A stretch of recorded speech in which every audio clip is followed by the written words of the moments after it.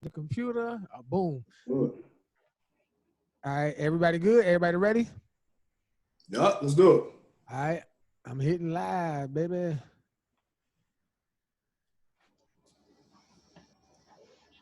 Hey, welcome to tonight's episode of Tell Me Something Good. It's your boy Wiggles with my co-host E. Micah Moore. And tonight's special guest, man, all the way from the 229 Albany, GA, man, Mr. Dunkan Pinderhuse. What's happening, everybody? What's good? Yo, what's up? Man, first of all, how's everybody doing, man? Hey, it's a cool day, man. It's been a good day. Yeah, it's cool. I'm good. Hey, I'm good, man. I ain't got no complaints over here. I want a haircut, but other than that, I'm good. No complaint. You just need a haircut, huh? Yeah. All right, man. So we're gonna get ready to jump right into it, man. To make sure everybody understands what the show is, man. Tell me something good. Second episode. What we do on this show is basically, man, we search high and low, far and wide for some up and coming entrepreneurs, business leaders, artists, entertainers. It don't matter what field you're in, what experience you got, whatever it is that you're doing, man. We just trying to catch everybody on the platform on their way up, man, before they get too big and we can't get a hold of them, man. And so last week episode we had Bernard Duce the Great, the DJ on there, and this week, man, if you don't know Dunkan Pinderhuse, man, oh my gosh. One of the dopest people, man, in Southwest Georgia, Southeast Georgia, period, man. You know, we had a great conversation yesterday, man, and so I got to be careful not to just limit him to Albany, GA, man. The dude is incredibly great, man, and so we're going to start off by, first let you take this time, man, to, introduce yourself to everybody. We don't do like everybody else doing, like read off your accolades for you, man. We let you talk your stuff, man, and, do your thing, man. So go ahead and let it be known right now. I mean, you pretty much summed it up, man. I'm just a regular schmegular guy with a lot of ideas. A lot of ideas I've been sitting on for years that I should have been doing. I'm finally taking into that. You know what I'm saying? So I'm from Albany. I do a podcast, Ignorant by Choice, on Facebook. I think I'm in like 3 years in on that. I started around 2015, 2016 on iTunes. And I also have a YouTube show called Worst Behavior that's on the channel Radar TV Online. So everybody check that out. And appreciate y'all for having me, man. It's the second show, but I feel blessed. Like for real, like dead.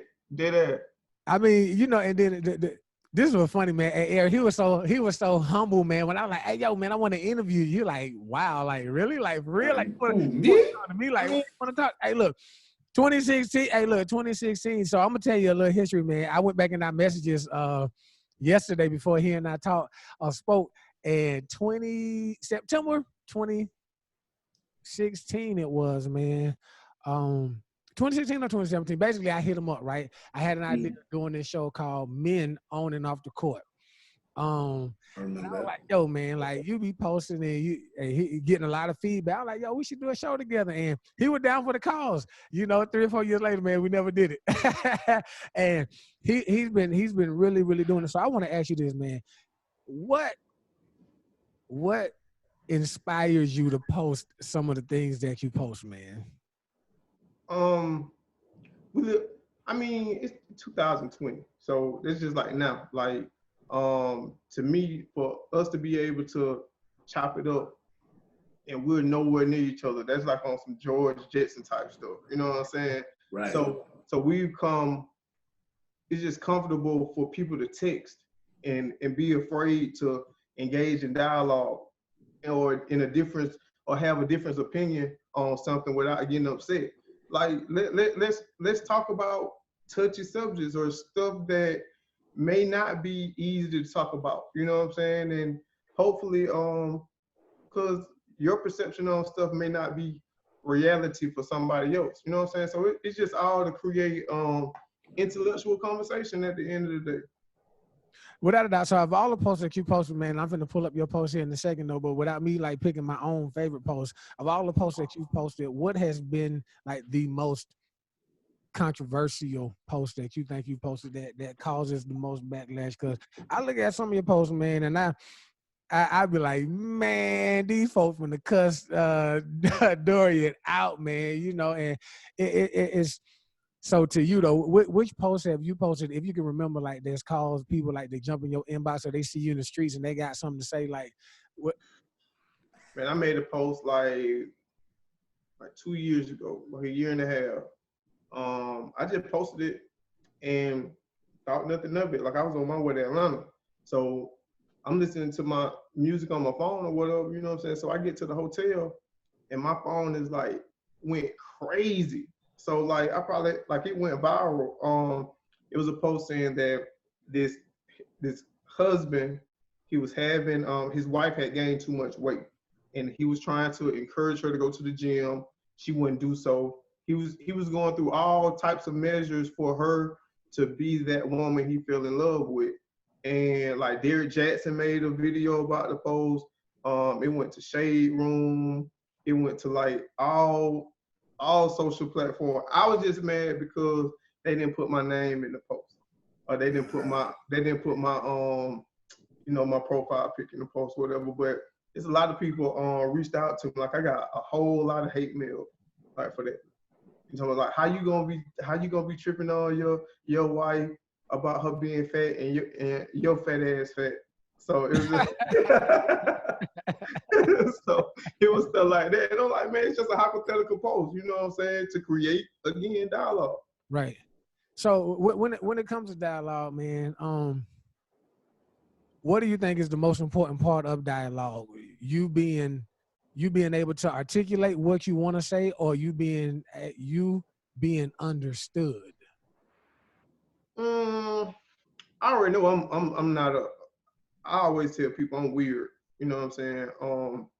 It's just, man, like people are just so hard being right all the time, or they can't agree to disagree with somebody. Like that's crazy to me. You know what I'm saying? Like we can disagree on something and keep it moving. Like that's not gonna make me not want to talk to you no more.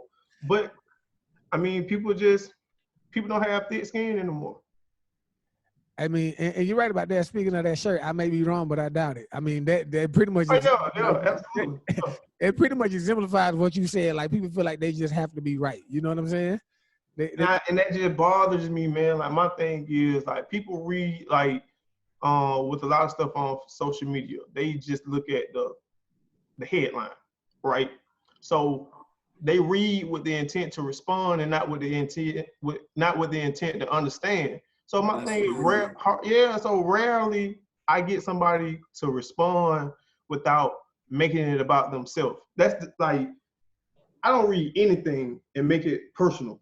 Like, you didn't attach my name to it. And I think that's the biggest problem with people on social media or whatever. Just in the world in general. You know what I'm saying? It's like, I guess that's why I'm able to separate.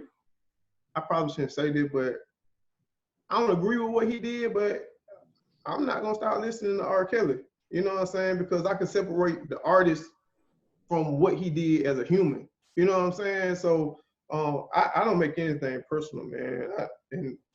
I really just honestly don't care. All right. So your very first episode, or your very first show that you did, what was it? What was your first episode? What was that? I was just testing the app out. The first person I interviewed was my boy. Shout out to Robert Russian. It's Toya Wright's fiance. I know I hope he ain't watching this because I don't want him. I know, like, damn, out of all the things I'm doing, why I got to be Toya Wright's fiance. But he was the very first person I interviewed. But that was a dope interview. So what made you choose him to be your first interview? I felt more comfortable having a conversation with him. It was new to me.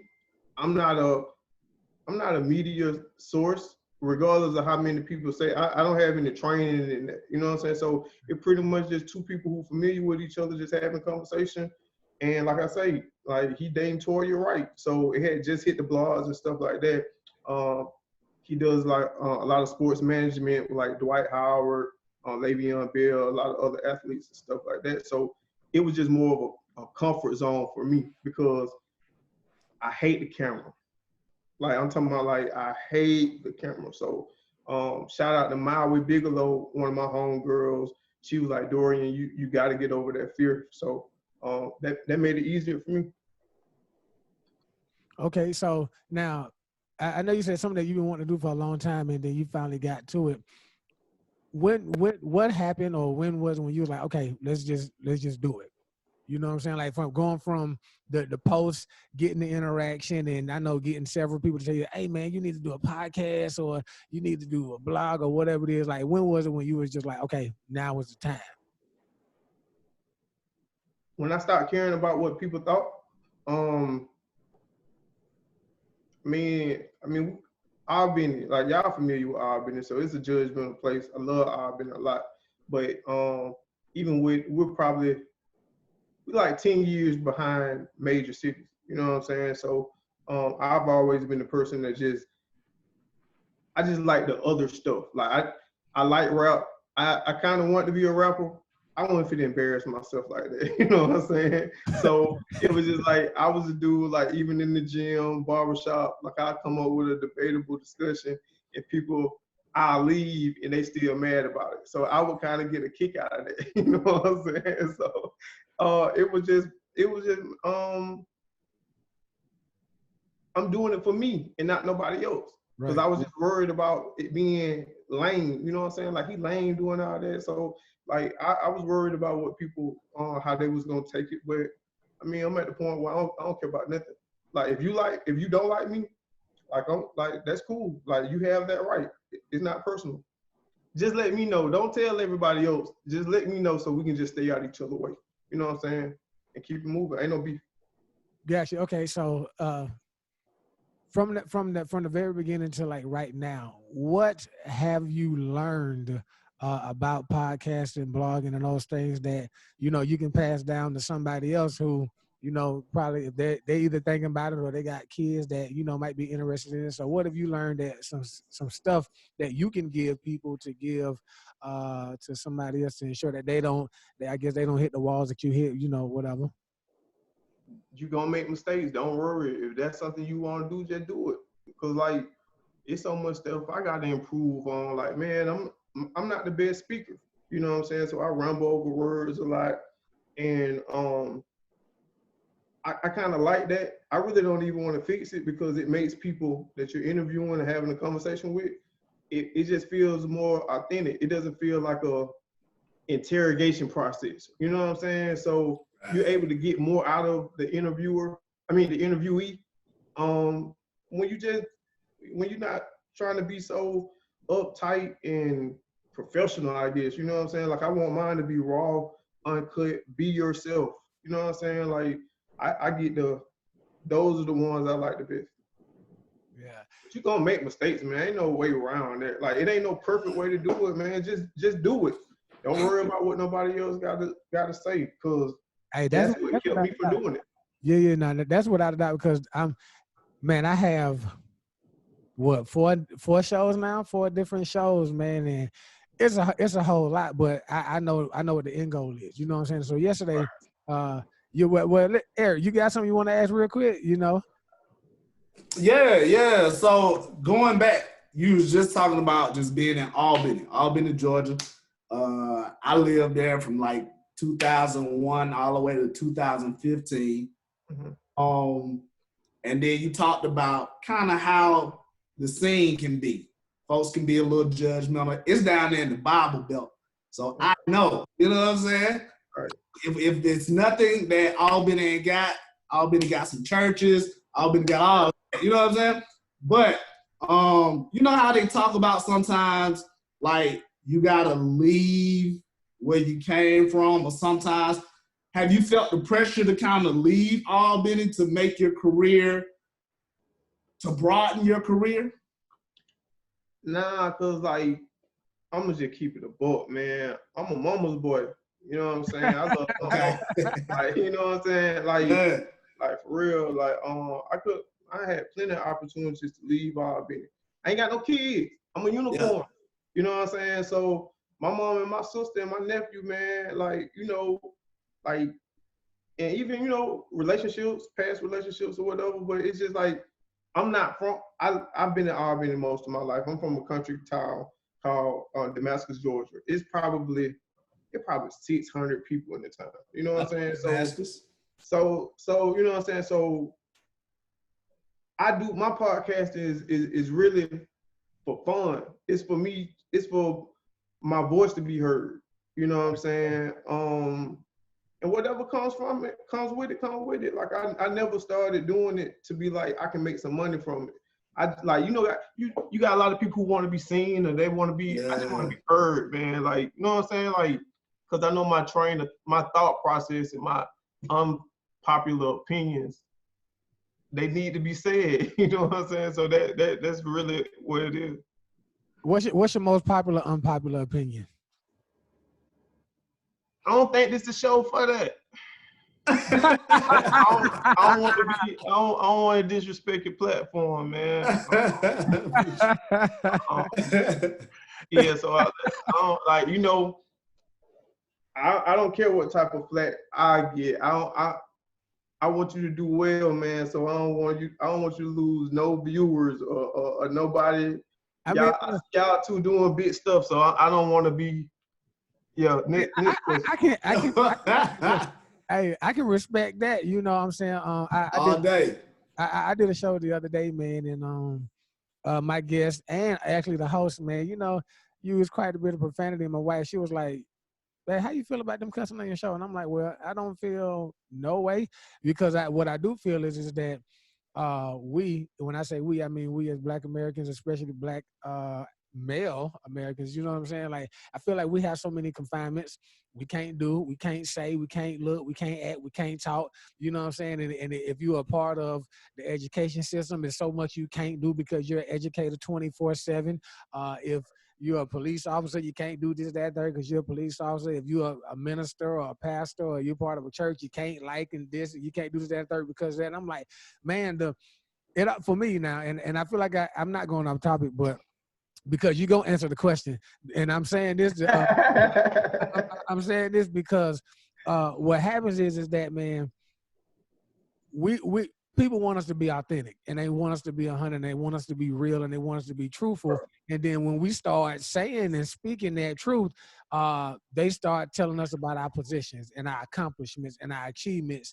And if I accomplish something, and if I achieve something, and if I become something, that junk should actually open up a door to be able to do more, to be able to be more, not actually close me off and I have to do fewer things. You know what I'm saying? Like, it's crazy, man. And so even with this platform, I do have a platform to where, you know, there will be no cursing and it won't be like no outrageous stuff, but you know, that show don't start till next Monday. So again, back to your most popular opinion. So we can dissect it. I mean, and then, I mean, if it is off the chain, you know, I go back and I edit it before I you know. I mean, again, man, like you say, you kind of touched on, man. We encourage people to be themselves, and then we judge them after they be themselves. You know what I'm saying? So again, it's all about perception, man. My unpopular opinion, I don't believe in religion. Like, I believe in God, higher power. I just don't. The religion thing is just like, I grew up in the church. You know what I'm saying? So a lot of and I'm from the country. So again, like you said, we live in the Bible Belt. So a lot of the information that we receive in church is secondhand. Most people don't study the Bible or research stuff on their own. I'm one of them. But I'm big on energy. Like, I'll never tell anybody not to go to church. I feel like people who go to church, they want to do right. It's that safe haven of, I need to get with this presence, this higher power to continue or to become a better person. I'm all for that. I don't like the business aspect of the church. Politics. Yeah, I don't like the politics of it. And then even with stuff like just growing up, man, listen, my mom used to tell me I was like so disrespectful because I would question so much stuff. and I really wasn't doing it. Like, you know, I was just I want to know. We have this thing on where especially coming from the black family, and I'm trying not to get off subject, but because I told you so. I think that's like, Yeah. you know what I'm saying? Like Yeah. mom, like I want to run across the street with my eyes closed. Don't do that. Like, why? Because I told you so. Like, no, like explain to me why I shouldn't run across the street. Like What's dangerous about it? yeah, you know what I'm saying? Because by telling me because I said so, when you're not looking, I'm gonna do it. You know what I'm saying? So just my questions about religion, just growing up and just about the church, I always got shut down. You know what I'm saying? So when I was able to just do a lot of research and not just have questions about stuff and me giving my opinions on church or religion, those people who are not supposed to judge, they judge me. Instead of reaching out, Dorian, I can help you with all the questions that you have. It was more so like, because I don't believe in, or no, because I question what you believe in or these tactics, you stupid for not feeling the same way I feel. So it's kind of pushing people away instead of embracing them. And everybody ain't like that, you know what I'm saying? But those were just my experience, just when it came to religion. Hey, you So know, the irony of it is, man, this is actually the perfect platform for that. You know what I'm saying? You know what I'm saying? One, because you're talking to two brothers, two best friends, two young men, man, who went to church together and who still attend church, but also who have their own minds, man, and we feel certain ways about different things, man, but this, again, this is the platform to have that conversation, because there's a lot of things about religion that I don't like. A lot of things about church I don't like. Yeah, I these people who gonna watch that, who watch it now, want to be like, oh no, I don't want to watch this no more, because I mean, but they're like it. But instead, go ahead. You remember what I said when it came to the whole thing about communication, and I asked you what's most important, you being able to articulate yourself or the person being able to understand what you're saying. When you have when you having a conversation like that about religion or about anything, what's most important? They're, in my opinion, they're both equally important. I have to be able to clearly articulate myself for you to be able to understand. And if you don't understand, I have to be in a place or position to allow you to decipher what it is that I'm saying, so that we can have further dialogue about what's happening. You know what I'm saying? Because there is, we got some people on here on their commenting. My wife said, "This is good." That's one. Chad says, "Do as I say, because I said so." And my boy Brandon said, "I didn't get shut down, but I came to the same conclusion for different reasons as it relates to religion, man." And so, even and I don't want to go off, off task myself, but man, let's go off task, man. Listen, let's go.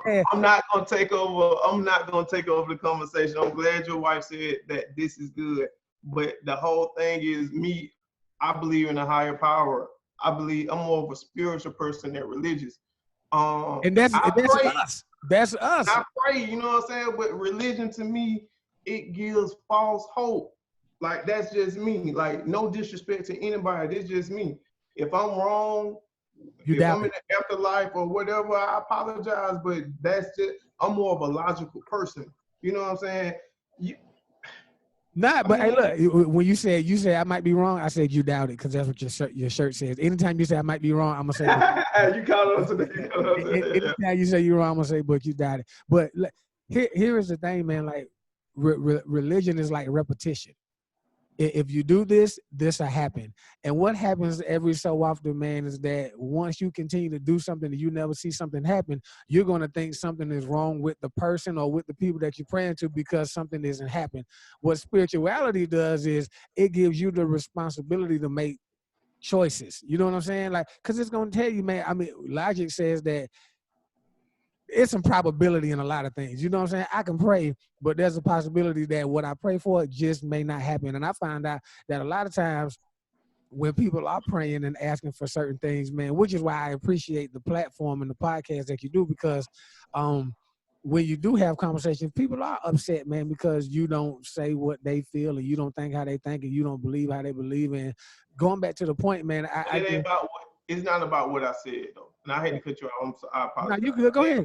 What I said is about who said it. Like I told you yesterday, don't nobody want to hear the right thing coming from the wrong people. You know what I'm saying? So even in relationships, if me and my girl, or you and your wife, or you and whoever, if you all are having a discussion or a heated debate, she probably just don't want to hear it from you, or vice versa. But if she called daddy or called mom for, you know what I'm saying, that reassurance, and they tell her the same thing that you told her, now it's like, you know what, okay, I can go back and apologize. Because when people challenge people, they automatically feel like their back is against the wall. Like, just so, I could go on and on about that, but yeah, I apologize. Go ahead. No. Nah, it's good, bro. I think because I'm a church boy, like Trey say, and so one of the major scriptures that causes me to be spiritual and dig deeper and ask those questions is a scripture that's saying, all that getting, get an understanding. And I think people don't dig deep enough or ask those questions. And then sometimes when what they've always believed, like you say, is challenged, then that slap their world, you know what I'm saying? It snatches the rug from under them. And once the rug is snatched from under them, then it becomes an insecure kind of existence. They don't even know how to exist out of what they've always thought. And so I think that's what really happens, and a lot of people get thrown off by it. And a lot, like you say, a lot of questions aren't addressed, and a lot of things aren't answered. And it's like, yeah, okay, I said it, believe, you know? I got a question for y'all. Yeah. If there was anything the two of you could change about religion, what would it be? If you had the influence of the power, like what would it be? I already know mine off top. Mine off top is we would stop going to the building so frequently. You know what I mean? That's mine. Because here is my thing. I actually was talking to a cousin of mine a few months ago, and I was like, man, you ever just thought like, yo, why do we go to church and go to church so often? And there's a place in the Bible that says, never forsake the assembling of yourselves as the manner of some is. Or basically, don't stop going to churches, don't stop gathering together like some people are already doing. But I'm a believer that if I can get a group of people who believe what I believe, how I believe, and we have an understanding, or we want to get a clearer and better understanding, and what we're doing is actually making an impact for us, that evidence of what happens for us could actually prove to show some people that what we think is good. But I think, you know, we go to the church building so frequently and so often, and the building sometimes is divisive because we begin to focus on having to pay rent, having to pay bills, having to pay the musicians, having to pay a leader. You know what I'm saying? Like, and then the message is now thwarted, because when you really want to give somebody just what God says, you know, you got to be like, oh, and don't forget, y'all, you got to make sure we got bills to take care of, because the church. Right. We can take those confinements out. Then, yo, come to my house. You know what I'm saying? Come to my house. I take care of my own bills. You know what I'm saying? And let's chop it up, and then let's eat together. Because if you look at the word, you know, most times they were just together getting that word, and they were praying. And even though the disciples had to get their own understanding, they were able to hang around an example. It's like, yo, look, when you pray and you can hear what, as you say, the higher power in God, if you can hear directly from him and get what you need, you can perform. Like, I think the reason why people are unable to perform is because they're crowded and packed into churches that's only focused on delivering the messaging. Like, people trying to find ways to, prime example, I always do this one. I had to, give a message, man. And so we were renting from a lady that was at my church. And she was just a property manager, so she wasn't the owner. And our screen door was broken, right? And it had been known, man, our screen door was broken, it needed to be fixed. We'll come out there, we'll get it done, we'll get it fixed, so on and so forth. So during the message, I said, what y'all need to stop doing, when people tell y'all that as soon as y'all go home, right, you know, it's going to be done and things going to be turned around.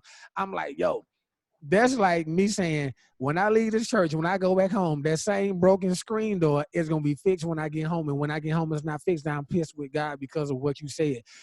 Bro, on Monday morning, my screen door was fixed. God didn't do that. I said it. I said it in church. The property manager was in church, and she made sure they got their junk fixed.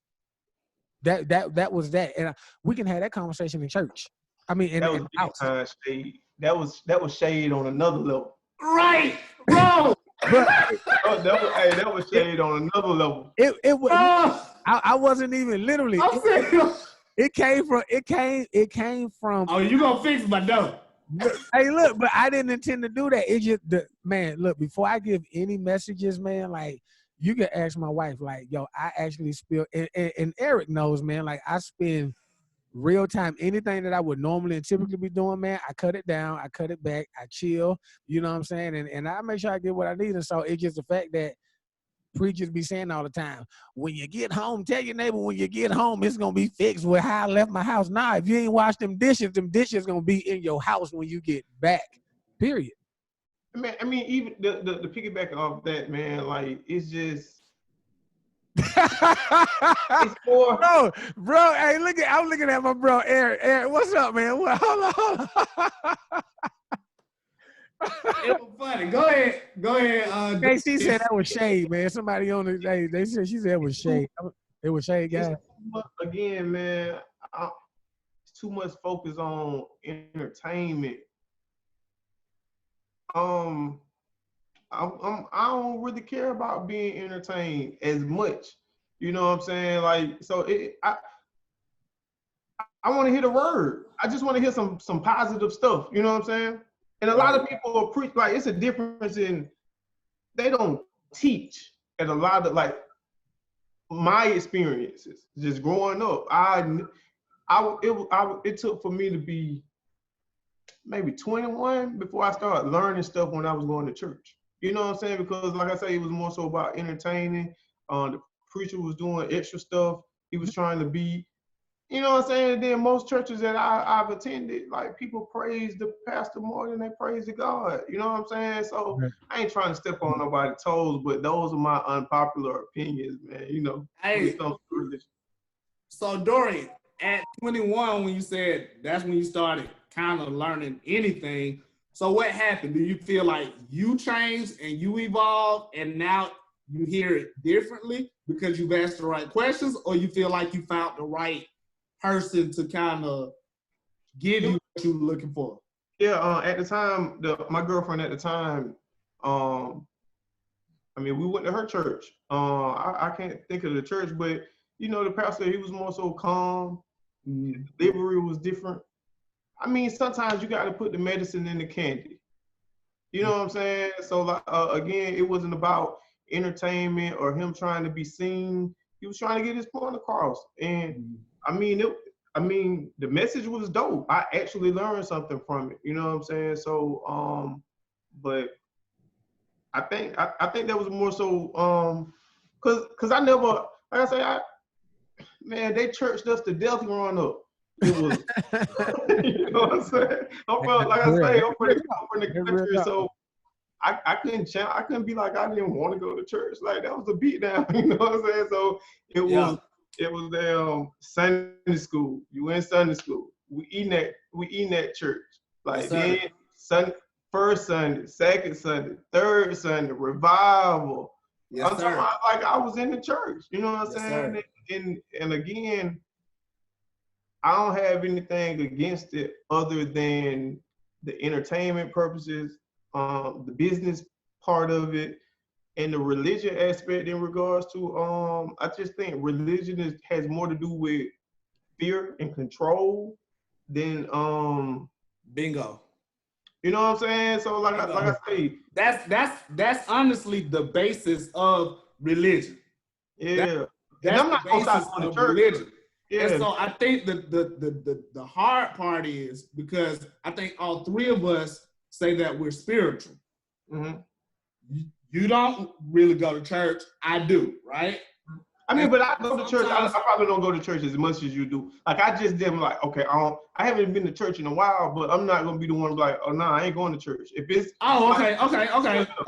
okay, cool. So with that being said, I think one thing that's hard for a lot of people is because we have the message. Even people in church say, "I hate religion," and we confuse the two to think that church equals religion and religion equals church. You know what I'm saying? Right. But then again, when we step outside of, because a lot of people are not going to the building now. Right. And I love it. I ain't gonna lie. I love it. One thing, you remember you just said religion is based off of fear and control. Right. One thing that they used to drill into me when I was going to church hardcore, right? When I was growing up, like, matter of fact, when I was in college, you know, they ain't like you to just attend a lot of somebody else's church. They call that church. I'm like, right. Bro, I be going to like 4 or 5 different churches, and I leave the couch. I'm on Sunday. It's like noontime, but what it is, though, I can honestly see and filter through what it is that the Spirit of God is saying, and I can hear it. And now it challenges a lot of church pastors and preachers. It challenges them to be more about understanding, teaching, word, you know, and less about all of the other stuff. You know what I'm saying? So I think it's an interesting time to rebuild just the thought and idea of church for everybody on every platform, man. So this is a good conversation, man. Yeah, it's two things a black man can't do or shouldn't do. Go to a different church than their home church without, you know, notifying someone. Yeah. And going to a different barber without your barber knowing. Like, they gonna feel some type of way. They gonna be looking at you worse than the women do if you go, you know what I'm saying, you have these conversations, man. I'm telling you, it's gonna be off the chain, man. You can't do that. So look, let's go to the show Ignorance by Choice. Why that title? Okay, all right. So I don't like to debate or get into heated discussions about stuff that I'm pretty much not I don't know nothing about. Hold on, my bad. Here go my grandbaby. It wasn't my grandbaby. Keep her. She said she done boo boo. She needs to stay over there. Yeah, but yeah, it's more so like, so I'm a deep thinker, and it's just more so my way of spelling ignorant is completely different than the proper spelling, right? So ignorant is IgKnowrant, right? So the way I spell it, and I let all these nags in. So the way I spell it is IgKnowrant, and then you have the I, you have the know, and you have the rant. So I know, and I'm going to rant about it. However, ignorance is the lack of information, right? Right. So I'm fully aware. So we all have done some ignorant stuff growing up. You've probably gone somewhere and done, or not putting on your seatbelt, not out of ignorance. You just don't want to do it. Right. So it's just more so like a play on words, some intellectual stuff, and you know, I just wanted to do something different. It was just something that just came to my head, you know what I'm saying, in regards to the ignorant. And my mom helped me out too. She helped me out with it too. And the reason I said I chose Ignorant by Choice is my podcast name. It was something, like I said, I was having a conversation with my homeboy, Travis Cochran. Shout out to Travis. And I was like, I want to do a podcast. And I was just talking about him. He was like, man, yeah, I think you should do it. Boom, boom, boom. We were talking about Charlemagne the God, and he was just like, man, Charlemagne the God is just ignorant by choice. He probably talked like 10 more minutes, and the only thing that kept ringing in my head was like ignorant by choice, ignorant by choice. So I was like, man, you know what? I asked him, I was like, what you think about being my co-host? And I was like, I think I got a name for it. I was like, ignorant by choice. Initially, I think I was gonna call it intellectual ignorance, but I was like, that was probably, you know, a little too. It probably would have went over a lot of people's heads, but Right. ignorant by choice. I mean, that's how I came up with it. I mean, so I've noticed that you interviewed, man, lots of people, man. You know what I'm saying? Lots of people. I didn't get the opportunity to watch every last interview, man. So I want to ask you a couple questions in regards to the interviews. First of all, how was that interview with the mayor? What made you want to have the interview with the mayor of Albany, Georgia? And you know, do you feel like if there was something that you wanted to accomplish, did you feel like you accomplished that in that interview? I just be want to do stuff out of the norm that like most people ain't doing. I'm kind of limited to a lot of people that I can just reach. I don't like asking people for stuff. So I saw him at a basketball game. He had just got elected, and our first white mayor and I've been in some quite time. So I just went over to him and asked him like, would he be interested in doing it? I presented it to him. I was just like, listen, we're in the age of social media. A lot of people don't wait on the 6 o'clock or the 11 o'clock news to get information. I have a platform. I think it would be beneficial for the both of us to have a conversation and live stream it. And he was cool with it. Like, cool dude, very transparent. I think he means well. But it's a lot of stuff that after the interview I have questions, and we probably gonna do a part 2. But yeah, he super cool dude. Super cool. Did you vote for him? I didn't. I voted for James Pratt. Shout out to James Pratt. Mainly because we tend to. I'm gonna say it. I'm tired of us. This is all over the country. I'm just tired of us electing people who are trying to make a change for 10 to 20 years from here to then, and they ain't gonna be around to see it. Like I like the mayor of Durham, you know what I'm saying? But he trying to make change for Albany for the next 30 years, and I'm just gonna keep it real. If he's alive then that's a blessing. But I mean, chances are, you know what I'm saying? Like we need more younger people in positions to do stuff. You know what I'm saying? Black or white. You know what I'm saying? Like you gonna have like people of his age can't even get on Skype without somebody help. You know what I'm saying? So I mean, yeah, it is no shade, man, but it's just like, you know what I'm saying? Like you gotta be a visionary, or you just gotta like, I don't know. That's just my that's my logic on it. I mean, he's a good person though. And then when you think about it though, like you got people like our age, right? You know, we're in the upper 30s, you know, headed towards 40, man. But most of us, man, for the most part, like this is like our platform. This is how we become social activists, and this is how we address politics, man. Most of us don't even want to run for politics. We don't want to be a part of it. You know what I'm saying? And then when you do have people who are interested in it, man, I don't think we necessarily we don't support them like we ought to, man. But I don't really want to go into that because it is telling me something good. So I want that responsibility though.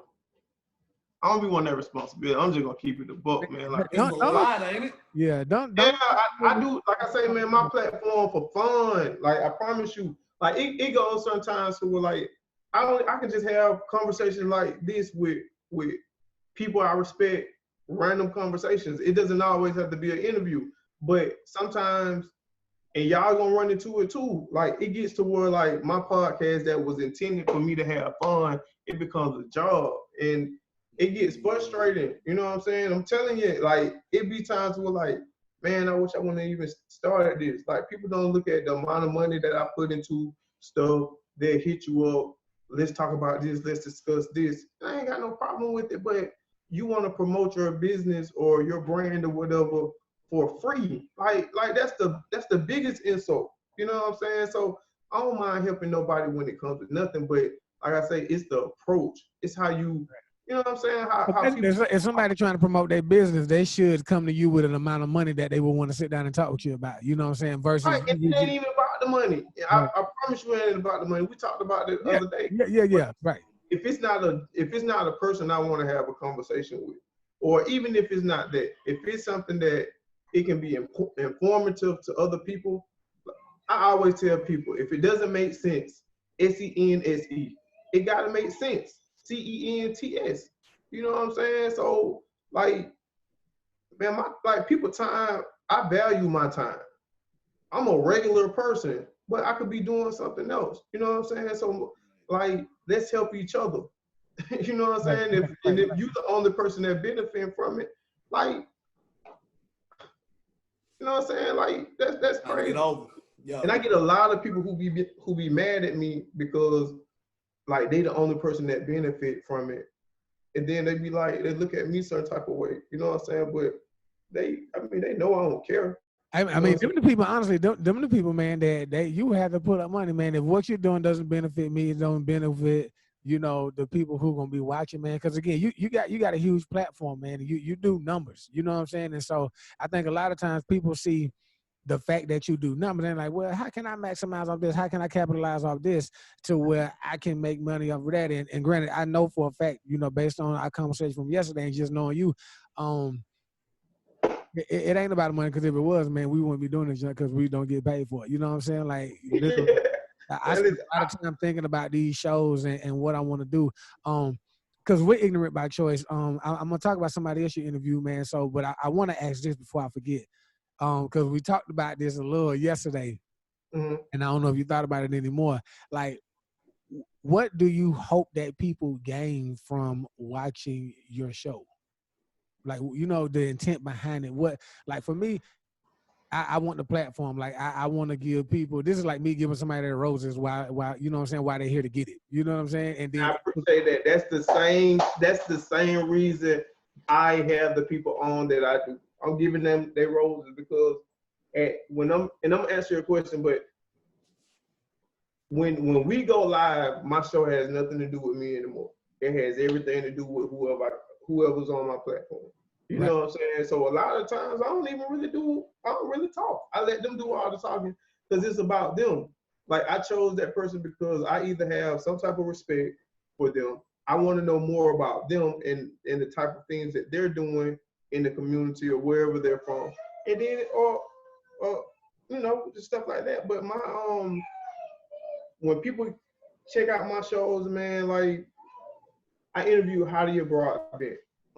She was featured on the Oprah Winfrey show when she was like 7 or 8. She was HIV positive when she was born. I remember her. Right. So I interviewed her, and with her being an HIV activist and all the stuff that she was able, the knowledge on HIV, like, it was stuff that I didn't know about, and I learned so much from that show. You know what I'm saying? Right. So, like, I didn't know that you could have, like, a man could have unprotected sex with a female who has HIV and he not get it. I didn't know that. I didn't know that either. I didn't know that. I was 8 years old when I. I also didn't know that. Right, Bo. I also didn't know that a person can be HIV positive, and as long as they're taking their medication, if they get tested, it'll come up negative. Yeah. So a lot of people who are displaying negative test results, that doesn't mean that they are not HIV positive. They're just on their medication and they're taking it properly. Really? Right. So she explained to me, so like, just the ignorance of, just of not knowing about the virus. If you have an unprotected sex, and they always will say the open wound or whatever. So like our pee hole, I thought that was enough for us to, that was the open wound. Right. It's not designed for anything to go up. It's only designed for stuff to come out. So right. If you had sex with a female who was HIV positive, there's pretty much only 2 ways that you could get it. If it was rough sex and you have like a skin tear or something like that, or through anal sex. Really? And I was just like, wow. So I'm not saying that I'm not encouraging anybody just to be like just going raw. That's what I was about to ask you. I was like, so you would you know, still? because of that information. No, but it was just more so that like, had I not talked to her, I would just still probably have that, I guess that prejudice of, let's just say the love of my life may be HIV positive. Mm-hmm. Just because of, I would discriminate prior to that conversation because it was just something that I wouldn't want. But little be known, like we could have a good relationship, a healthy relationship, and me not even getting the virus. You know what I'm saying? So I didn't know about that until then. Like for real. So that, I mean, it made me think knowledge is power, because like you blowing my mind right now. And you make more informed decisions because I know. Yeah. But I always want to talk. I don't like being the smartest person in the room. And I'll probably never be the smartest person in the room anyway, because like I probably say I'm the most intelligent. Because we confuse smart with intelligence. And they're two different things, you know what I'm saying? So I mean that's probably the most informative conversation that I had on my platform, especially with her being with all the people who interviewed her and stuff like that. Like I've had conversations with, I don't want to say his name, but I sure appreciate him for hopping on. I had a male, like he was molested as a child by his uncle, and he opened up about it. And that was just something, I ain't gonna lie, I'm not even man enough to, I wouldn't have told nobody a lot of stuff that right. Stay on my platform. Right. So I appreciated him for that. And he was like, it was very therapeutic for him. So for me to help him out in regards to him opening up about him being molested by a man, I mean his uncle, I was just like, man, like that had to be tough. You know what I'm saying? That's big, but it also points to you as an interviewer. And I think earlier you were talking about being authentic.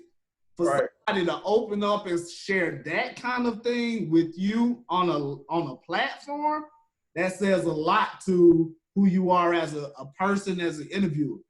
I appreciate, man, listen, it's so crazy because I promise you I'm not trying to be modest. And it's so many people, like, I'm flattered by being on y'all show. Like, I ain't even gonna lie.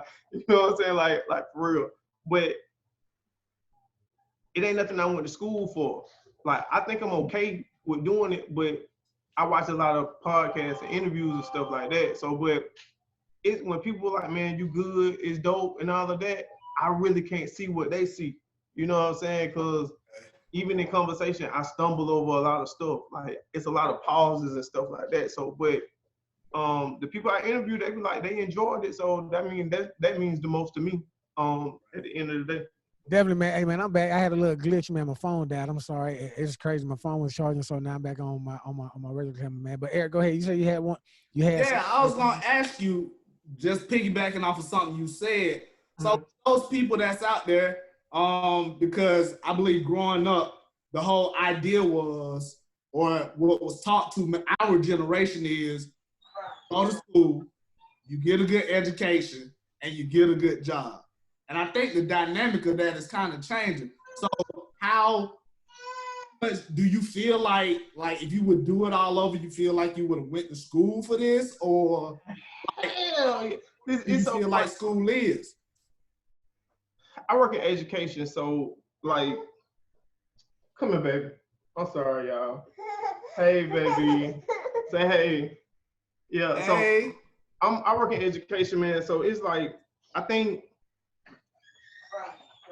I would have went to trade school. Okay. Yeah, man. I think again, this is another unpopular opinion. Unpopular opinion. I think we need to stop encouraging so many black men to go to 4-year school and encourage them to go to trade school rather than. I completely agree, man. One thing that I do commend, what I like about Albany and the school system is when I was down there, man, I felt like certain elementary schools had a certain pathway to a middle school, and certain middle schools had a pathway into a high school, and then a high school had a pathway into a certain college. And so what it does is, man, it gives kids options. You know what I'm saying, at a very early age.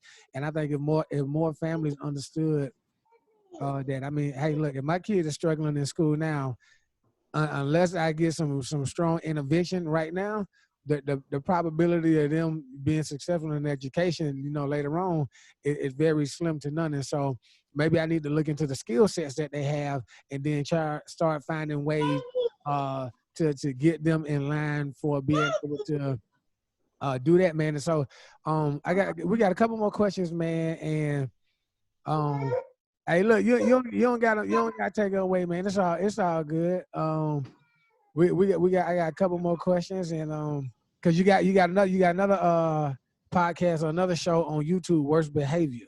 Yeah. Tell us what that is. Worst Behavior YouTube. Your co-host. How did you choose those co-hosts and everything, man? Let's go. Man. So like I say, I'm a YouTube scholar. You know what I'm saying? I got like 3 YouTube degrees or whatever. They haven't mailed them to me, but like I spend most of my time, I spend most of my time on YouTube. So it was just something that I just, even with the talk show or whatever, the podcast rather, I wanted to do like a talk show. So I didn't have the funds or nothing like that. It was just more sort of an idea. So the dude I knew at the time, who was super cool now, like I can consider like he's a friend. I went to him and I was like, he do the videography at a high level. I went to him and I was like, man, like how much would you charge me to I got a show idea, and how much would you charge me? And he was like, well, what's the show idea? I told him what it was. I didn't have anybody in particular as far as co-host, and he was like, well, he wanted to do a YouTube show. Let's collab. I was like, dang, cause like that, I ain't have to pay for nothing, and he's super fire. Shout out to Tony Perkins, man, that's my guy. Me and him, we sat down and thought of some people who would be dope for the show. JB Carter, Tripp, Player, and I was just on Facebook one day. Well, my girlfriend was on Facebook one day, and I overheard some dude talking, and I was like, "Who was that?" Like, he was funny without me even seeing who he was. And I was like, "Let me see your phone. Who is that?" It was a white dude named Gabe Lincoln. He was a final piece to the puzzle, man. Like he's hilarious. You know what I'm saying? So that's pretty much it, man. We got a lot of more stuff coming too. We're doing a docuseries on Radar. The YouTube channel is Radar TV Online. Y'all check that out, please. And I mean, that's pretty much it. All right, so you also did an interview with the coroner, and you did an interview with Trent Brown, who's from Albany, GA. Real quick, any insight that you got from the coroner, that was new news to you or whatever? Because Albany has been heavily publicized as it relates to the coronavirus, man. And so having the coroner on the show was huge. You know what I'm saying? It was really huge. You think so? I mean, I do. Again, you say, I mean, granted, yeah, they're on the news platforms, man. And for me, when you're trying to build a dynasty, or you're trying to build a legacy, or you build a platform, whatever it is, the people that you have on your show, really helps to build the brand. And so you ain't just getting like your homeboys and homegirls and just getting regular people. I mean, and granted, we are regular, but you're actually putting some thought behind who you get. You know what I'm saying? And like you told the mayor, hey, look, this would be beneficial for the both of us. You know what I'm saying? You're the first white mayor of the city of Albany in a very long time. And hey, look, people they probably ain't even gonna watch the news, man. They watch me. You know what I'm saying? Basically what you said, Black Albany watches me. You know what I'm saying? And if you want people to hear you and get a feel for who you are, your best bet is to sit down and talk to me, because I'm who they listen to, which is why I put in the caption, voice of the 229. But and that's nothing that if y'all in Albany around the area, he didn't say that himself. I said it myself. And so if you have an issue with it, then you have to send me the hate mail. I said it. But I mean, I think it was good because the coroner he has insight. You know what I'm saying? And when I listen to a little bit of the show, man, I mean, imagine having to go around all of these different bodies, man, and these different families, and you going in and out, even when you're not even aware that there's a virus. Right?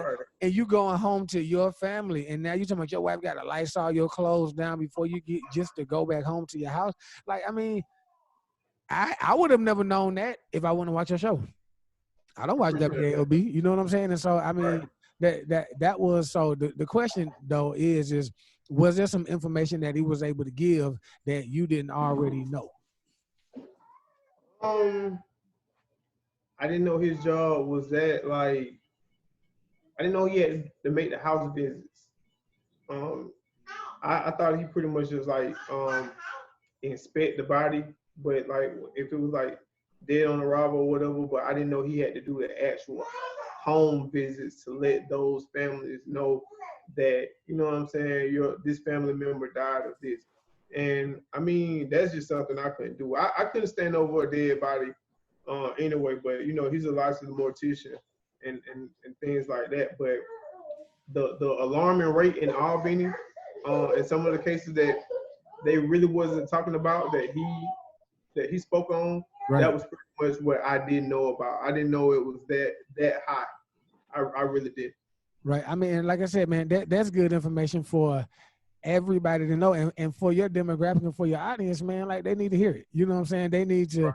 Because you'll see, oh man, black folks, they out in the streets now, they out partying, or they at all the stores and da. And you know, usually people like, man, they ain't talking about the recovery rates, or they ain't talking about the people.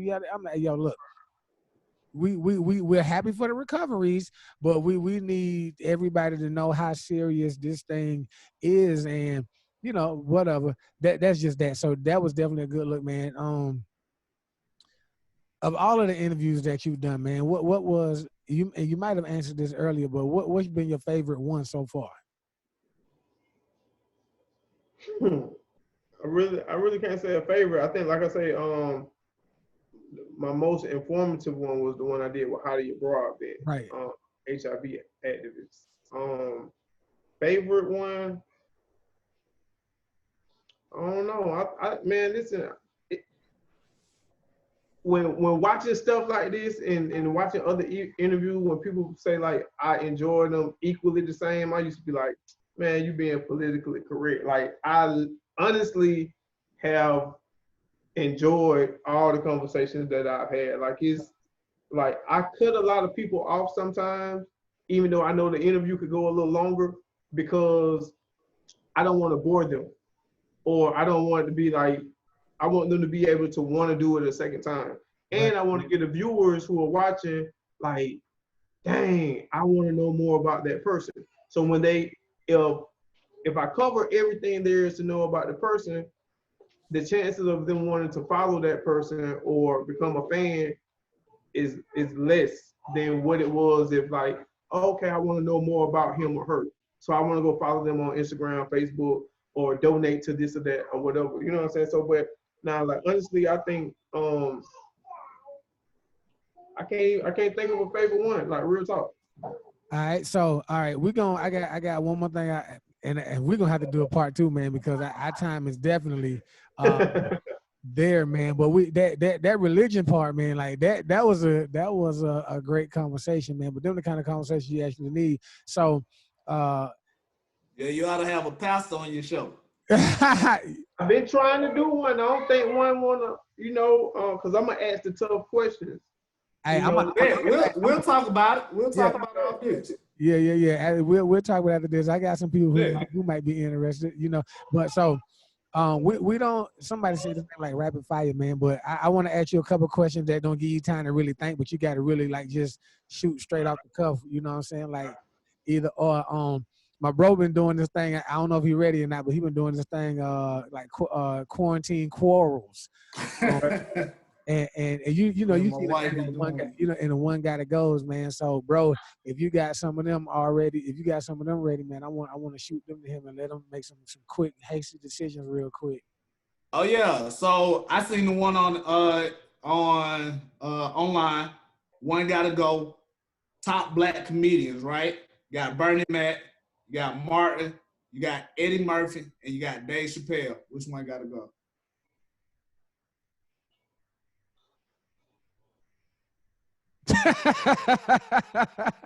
Bernie Mac gotta go. Bernie Mac, get him out of here. Yeah. Okay. Yeah. I mean, he already gone anyway, so that one. It made it easy. Yeah. All right. You got soul food. So I'm listening. Yeah, you got soul food, you got Mexican food, you got Chinese food, and you got Italian food. You gotta stop listening. Say hey. I'm sorry. My bad. Look at that face. Look at that. Hey, listen, she instantly stopped crying when she was. I know, right? That's so Chinese, Mexican, and what else? Italian and soul food. Get soul food out of it. No soul food. Yeah, we don't eat that. For all minute, no soul food. Slave food, man. I don't eat oxtails, pig feet. I don't eat none of that. Oh, unpopular opinion. Right. Now I'm serious too. Like I ain't even like for real. Yeah, I got you. All right, that's all I got, Trey. All right, here go mine. You ready? Yeah, I'm ready. All right, most controversial question I ask: Sean J or Black? Say it again. Sean J or Black? Or Smoke? Which one? Who's better? Yeah. Oh, golly. I think Sean is a better rapper. I think Smoke makes better songs. Can I say that? That's a politically correct answer. You know, you chose both of them. You chose both of them. All right, here we go, man. Jay-Z or Nas? Jay-Z. Jay-Z. Yeah, I would have went for that. Man. Nas so overrated. Nas so overrated. I got you, man. There is one thing that I want to talk about, man. But if it was a part two, man, it'll definitely start out with your meeting Charlemagne the God, comparison to Charlemagne the God, and those things like that. But like I said, we'll definitely do a part two, man. There's man, I'm definitely not gonna decline, man. I enjoyed it, like for real. I was trying to kind of hold back on the religion thing because I didn't want to ruin my invitation again. But I appreciate you guys for embracing my unpopular opinion on religion. So, man, just let me know, man. And you know what I believe though? I believe the unpopular opinion is a saying, but unpopular opinions are not really so unpopular. I think they're just unvoiced. Yeah. People be scared to say they don't like the flag that comes behind the stuff they say. So yeah, I agree with that. I agree with you on that. No doubt, man. All right, man. So let everybody know, man, how they can find you, follow you, look at your shows, everything, man. Give me your information right now. My Facebook name, I go by Dunkan Pinderhuse, Dunkan Pinderhuse. The name of my podcast on Facebook is Ignorant by Choice, IgKnowrant. My YouTube show, Worst Behavior, is on YouTube. At Radar TV Online. We got some more shows coming. Following as soon as this quarantine thing is over with. And I mean, that's pretty much it, man. Hey man, Facebook. Anybody that tune in, I'm sorry. Anybody that tune in want to have a conversation, chop it up. Like I say, if it makes sense to have the conversation, hit me up. But if you want to promote stuff, it gotta make sense. CENTS or whatever. Yeah. So I don't turn nobody down for the most part.